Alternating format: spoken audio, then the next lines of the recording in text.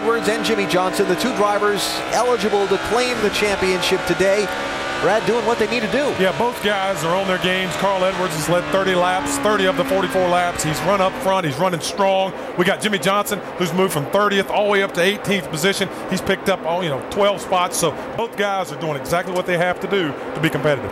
Well, I tell you what, Brad, one thing I'm noticing right now, I've been watching these lap times real closely, and between the start of the race to lap 20, these cars fell off over 1 3/4 seconds. I mean, that's a ton. Yeah. But from lap 20 to 40, they've only slowed up 3.5 tenths. So Ray and Brad and Alan, what that's telling me on a restart, these guys better strike fast if they're going to get some track position, because that's when the tires are good. I think they can pass a lot of cars right then. And the teams get ready for their first set of pit stops, right? They are. It's a good point, Rusty. And it's probably tire pressure or temperature, not wear. There you see, we should be seeing pit stops at about lap 55 to 60. The only bad thing, Alan, is my caution history tells me that there should be a caution by about lap 60. So hopefully nobody gets caught. All right. Well, Carl Edwards starting to put some of the cars at the back end of the field to lap down. And, Doc, those pit crews getting limbered up. Indeed they are. They're just a few laps away. Carl now has led twice for 32 laps. There have been 4 lead changes among 3 leaders. David Rudeman, our pole sitter, led the first lap. Matt Kenseth has led 13 laps, and now Carl has led the bulk of the laps thus far. Jimmy Johnson started back in 30th position, has moved all the way up to 18th and stabilized for a moment. There's a second place car, Kevin Harvick, about 2 seconds behind Edwards. I saw Kurt Busch go down a lap, and his teammate Ryan Newman is also in danger of going down a lap. Those guys will be glad to see, or at least get new tires on their car. We see Jimmy Johnson here. He'd actually passed Reed Sorensen. On the bottom, got a little too tight. On the top, I'm put a little snug through the center, and then try to get the power down. I'm a little edgy off. Not terrible. I don't know why I'm slowing down so much here. You hear him talk about his car gotten a little bit tight, and I noticed that he passed Reed Sorensen and gone away a little bit, but now the 41 of Reed has pulled away a little bit. You see, here comes Brian Vickers in the 84. Up in front of Reed Sorensen is Bill Elliott, having a great run here today. He's up in 16th. They qualified well, running extremely well. Former NASCAR Sprint Cup champion and former winner here, Homestead-Miami Speedway. Speculation, Bill said he may come back and run a limited schedule in 2009 with the Wood brothers in this Ford.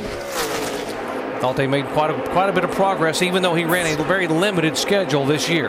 Yeah, we see one of our first guys on pit road too. Robbie Gordon has hit the pit road.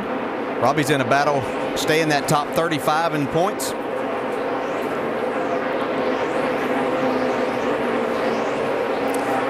You see these guys are taping up this crack in the wall just to make sure that their hose doesn't get hung on that. I mean, it's all about the details. The little things in this deal can really hurt you or make the difference in a win. And that's right there, that crack in the wall. You see the crack in the concrete. They want to try to just minimize any hang up there. That's why Chad Knaus and those guys, no stone left unturned. Make sure nothing can catch that cable of that in the crack there and rip it or tear it. Here he comes.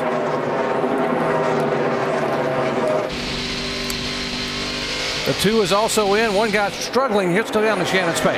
Doc, Kurt Busch has used 3 words to describe this car. Very, very tight. They're going to make an air pressure and a wedge adjustment. 4 tires for Kurt Busch on this number 2 Dodge.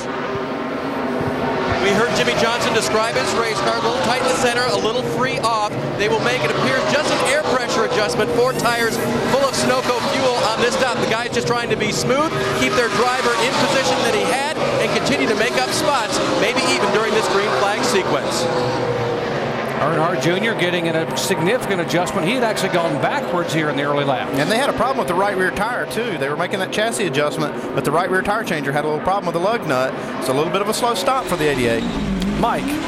Carl Edwards in his box now. The car a little bit loose on the gas, loose off. They're going to add a round of bite. Also make an air pressure adjustment. A 4-tire change on the 99 car. As they work on the left side, a pretty quick stop so far, and they're away. Yeah, nice stop by those guys. Here's the 2014. They need a good pit stop here. They'd lost a lot of ground, and they're going to be in danger of going down a lap in this next run if they don't have a good pit stop. 29 of Harvick. Shannon. Kevin Harvick still battling tight conditions. They're going to just make a slight air pressure adjustment on that right front, but this is such a great run for this 29 team right now. 4 tires, Kevin Harvick down away 14 seconds. David Rudiman saying his car needs to turn a little bit better in the center. They're going to make an air pressure adjustment to that car. Also a 4-tire change as the team sweeps around now to the left side. Still up on the jack. They'll pull away a tearaway, and Rudiman's away, Jamie. And Tony Stewart in his pit box, he's already down on the way. He said he was just a little tight. They were making a wedge adjustment. 4 tires for Tony Stewart, making his last run with the Home Depot team, guys. Kyle Busch coming out there. There's the 9 car, Casey Kane in. Juan Pablo Montoya had been the leader. Now he has come on the pit road in his 42 car. Mike. Crew Chief Brian Patty said they've really hit on something about 6 weeks ago. They're hoping that will carry them at least to a top 5 finish. Right now, car just a little bit loose off, but otherwise Juan Pablo extremely happy with his race car. A 4-tire change, and he's away as well. Here's Greg Biffle, and apparently too fast entering on pit road in the first segment. He'll have to come back through. Right there, dig, dig, dig. Oh, that's the pass-through, I should say, on the penalty for having to come back through on pit road for Biffle. Kurt Busch did also. He was too fast on entering also. He's completed his pass-through. Very tricky to get on pit road here, DJ. Very tough. You have to come in on the access road off before you get to turn 3 at the end of the back straightaway. You can go around there as fast as you want to, but then you have to get slowed down. Cycling through on pit stops, Carl Edwards back being shown as the leader again. Let's watch the 17 car.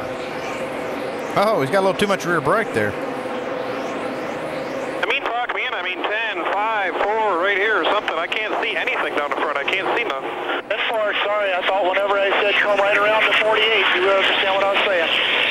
Well, I could if I could see car numbers. I can't see. It's just all glare. He completely overshot that pit stall, and that sun is becoming a factor.